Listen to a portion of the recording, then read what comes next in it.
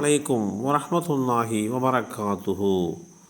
சுகாதாரமான சுற்றுச்சூழலை உருவாக்க வேண்டும்.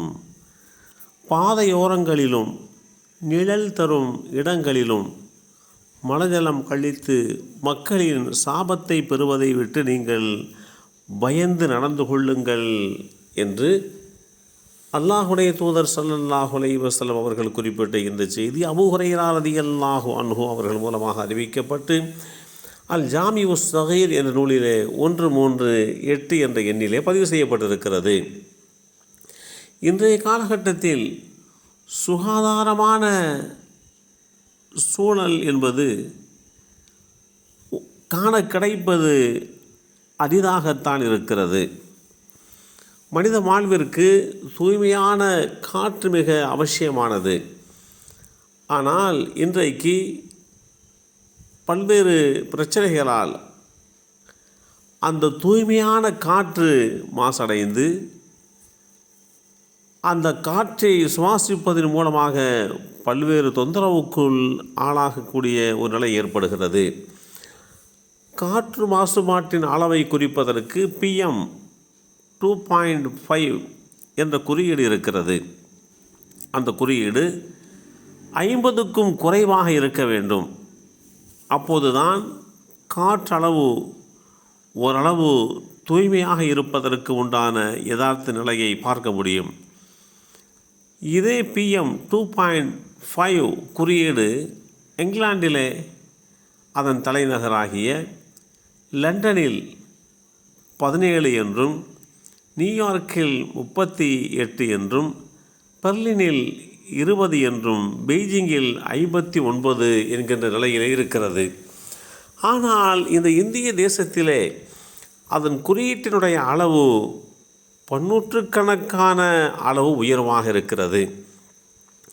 நம் நாட்டில் வாழும் மக்கள் தற்சமயம் சுவாசிக்கக்கூடிய காற்று ஆரோக்கியமானவர்களை கூட நோய்வாய்ப்படுத்துகின்ற அளவுக்கு உண்டான ஆபத்துக்களை ஏற்படுத்திவிடும். நுரையீரல் நோய்களிலே 40% காற்று மாசுபாடு காரணமாகவே அதனுடைய பாதிப்பு வருகிறது.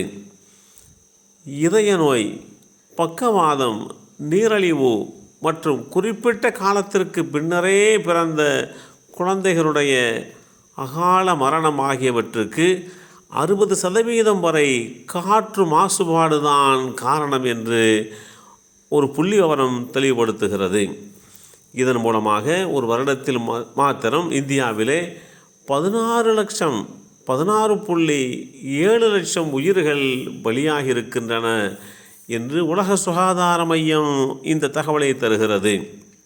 இது மாத்திரம் மட்டுமல்லாமல் காற்று மாசுபாட்டில் இந்த தேசம் 2,60,000 கோடி ரூபாய்க்கு மேல் மிகப்பெரிய இழப்பை சந்தித்திருப்பதாக மத்திய அரசு சார்பான ஒரு அமைப்பு இந்த செய்தியை தெளிவுபடுத்துகிறது.